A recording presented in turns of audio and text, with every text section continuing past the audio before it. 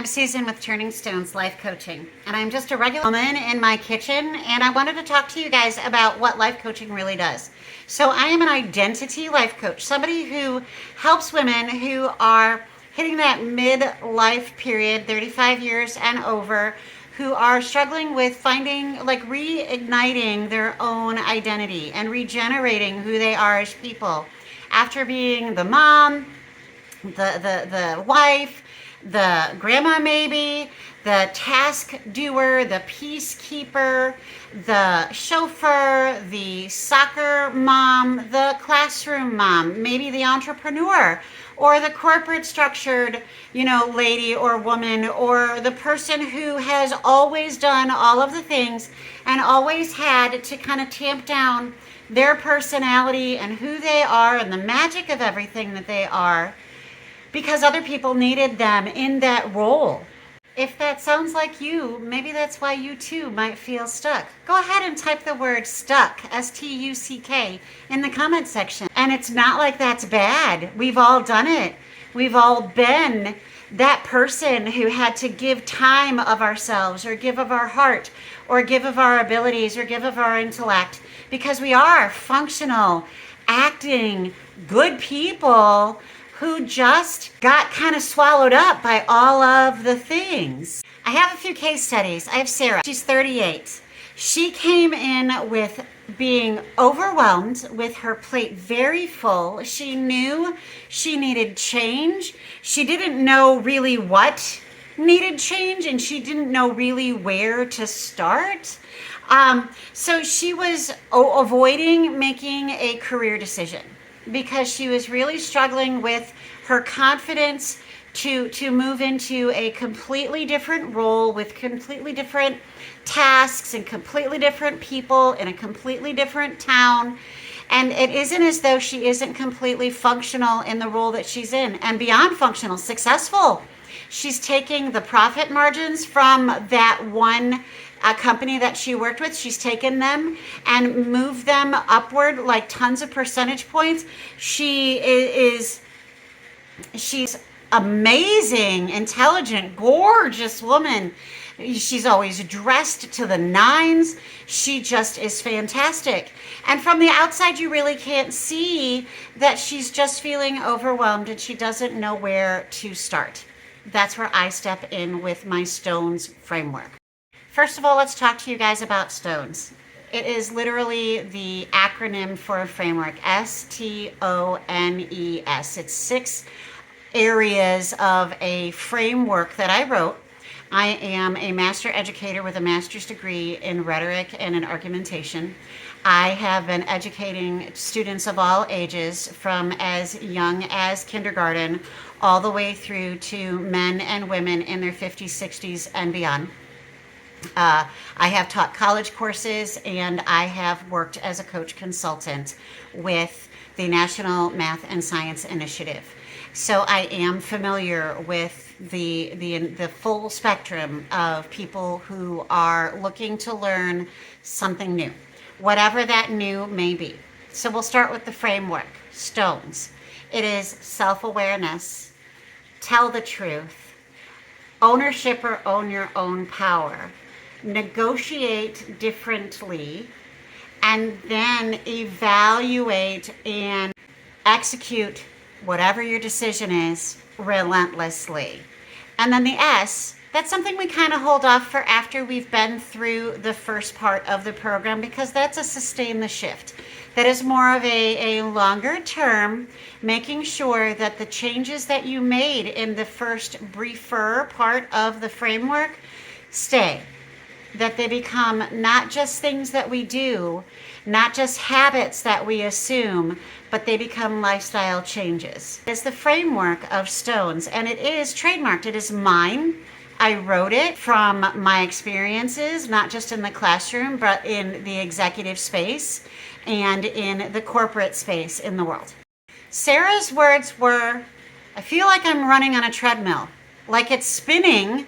It's running, but I'm not getting anywhere. The reason she really wasn't getting anywhere is because she felt safe where she was at.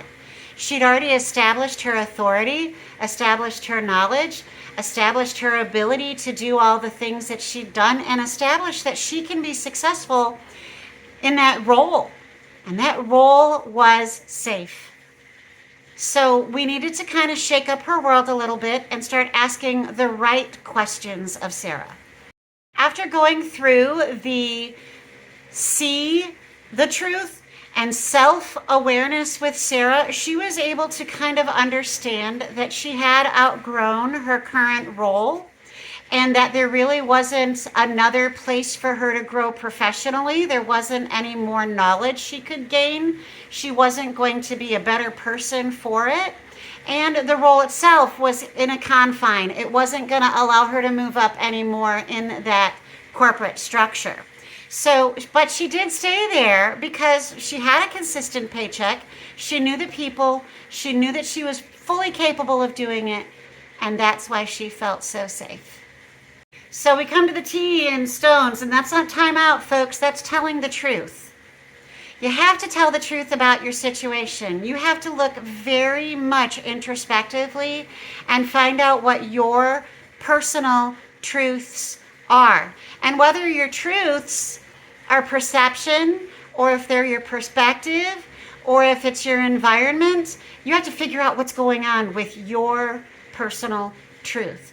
And so she realized that all of that overwhelm was not about her timing or her management of her time or even the tasks that she would have to do. She realized that she was basically filling her time with planning, with predictions, and with possibilities that was ended up being procrastination. And all of that procrastination was fear-based, because she was afraid that she was making the wrong decision. Ownership, ladies. We got to own our own power. We just have to own our own power. We are the most powerful beings on this planet. We're beautiful. Men both admire and fear us at the same time. I mean, who could ask for more power than that? We're intellectual. We're strong. We are capable. We don't just function, we go well above and beyond function. We don't just sustain life, we bring life. So we have to take ownership of our concerns too. We have to be able to say that instead of saying, I don't know what to do, we're going to have to take ownership of what we are doing and determine whether or not there isn't a better path.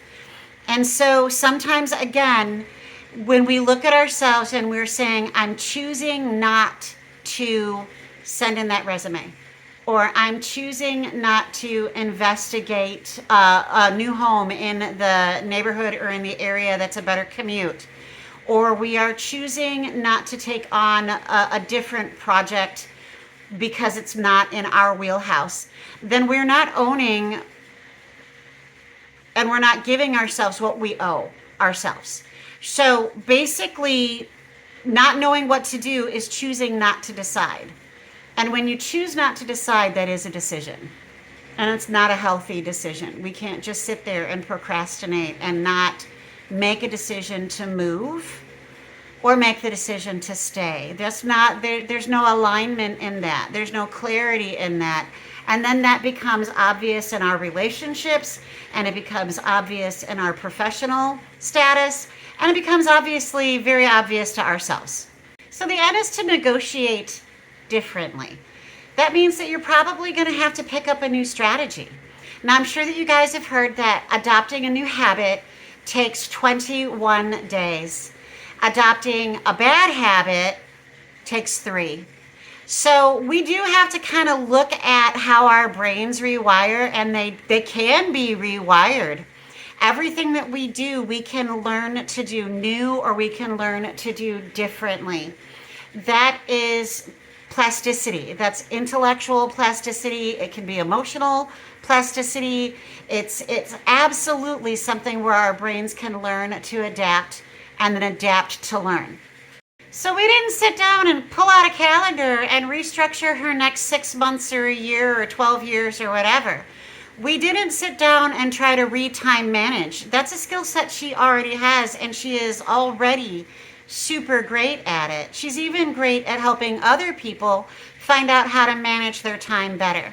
But what we did do was, instead of trying to line up her entire future, we did some little experimentation with some questions and with some skill sets, and we focused on getting more clear through some of those experiments that we did prior to her making any major decisions that would have disrupted her family and her life and her economics and all of the other things. So we did baby steps through this process, and we replaced her overthinking with some structured decision making.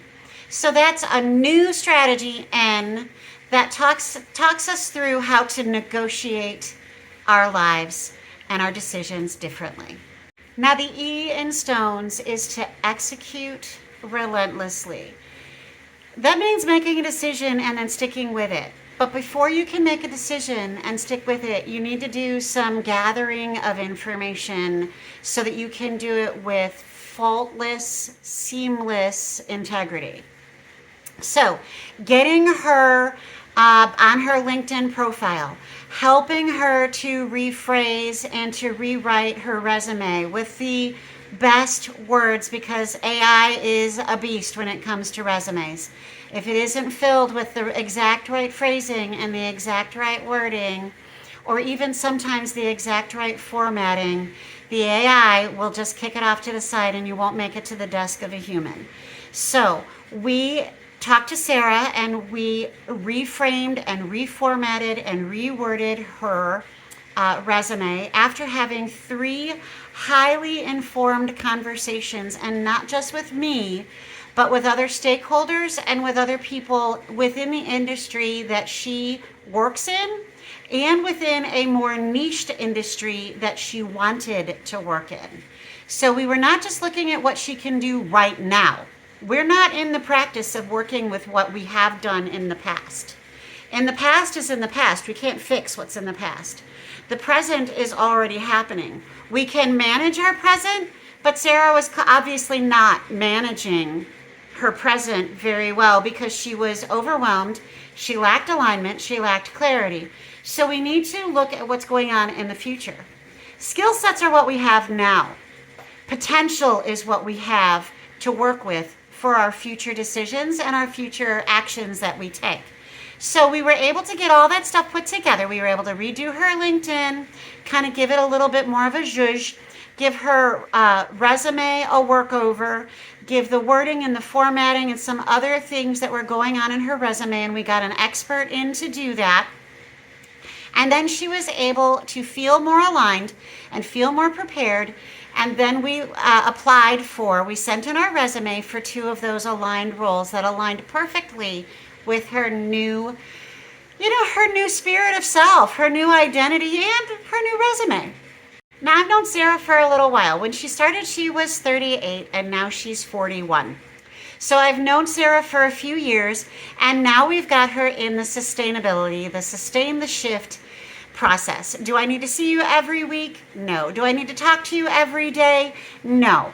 But it is something where we are able to kind of keep and make sure that the habits that we developed, the very good habits that we developed, don't fall by the wayside, and we don't slip back into that lack of clarity, lack of alignment, and being successful, but kind of feeling like you're in the shadows and you're not able to see your way out. When I tell you that the S.T.O.N.E.S framework gives you measurable change, I'm not kidding. Within 6 weeks, Sarah was able to make some confident strides forward. She was able to take some consistent with the behaviors and the habits that she was learning and putting into practice. She was able to take consistent action without stalling. And she reported that she was feeling better about herself. She felt clear and in more control than she had been feeling in years. That just made my heart melt. That just made my coach heart grow 3 sizes that day. It was amazing to watch and to see measurable change in this woman who is obviously successful already. Her clarity didn't come from thinking harder. Her clarity didn't come from sitting and planning out all of the possibilities that might or might not happen. Her clarity came from thinking in a different direction, for opening herself to different perspectives and different perceptions, and having the knowledge about herself to say, hey, I have to step out of my own world and step into another one, and I need someone's help to just kind of bridge that gap. She wasn't broken. She's successful and brilliant and gorgeous and capable and intelligent. That's not a broken person. That's a person who realizes that to expand, sometimes they need to have that extra bit of assistance to be able to see the right path, lift the stone that has something hidden under it, and then build something new with those stones. I'm Susan. I'm with Turning Stones Life Coaching. Go ahead and click the link below. If you're interested in knowing more about my framework, just type the word stones in the comment section below.